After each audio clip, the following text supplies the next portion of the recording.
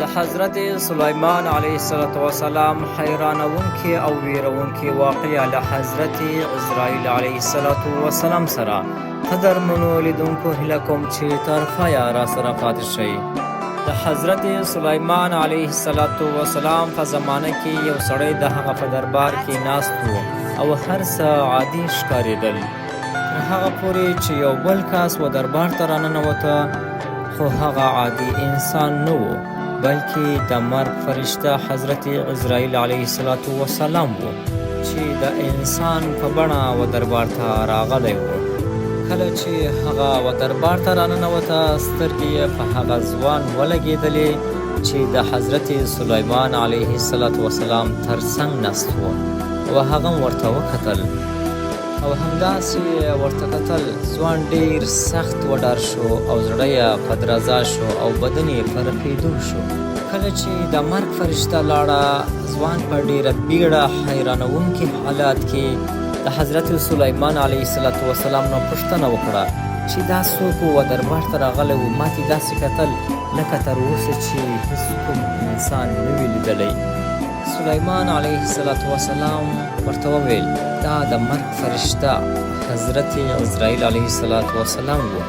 د ځوان ویره څو چنده نوره هم زیاته شوه او ویل کیدای سي خامخا دا زما د روح د اخیستلو اراده لري.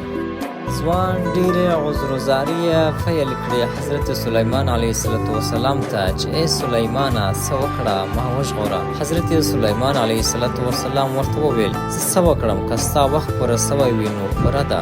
ځوان بې ساره ټینګار یې وکړ. حضرت سلیمان علیه السلام ته وویل هر څه ستا په واک کې دی، هیله کوم چې بادونو ته امر وکړه چې له دې ځایه ما لرې هندوستان ته یوسي. له بیت المقدس څخه تر هندوستانه دا تر ټولو لوی او اوږد یو تصور نه کېدونکی سفر و.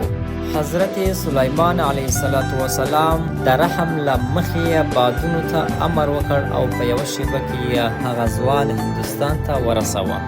کله چې ځوان هندوستان ته ورسېدی، ولیدل چې یو څوک یې په تمه دی او د انتظار شیبې ورته شماري.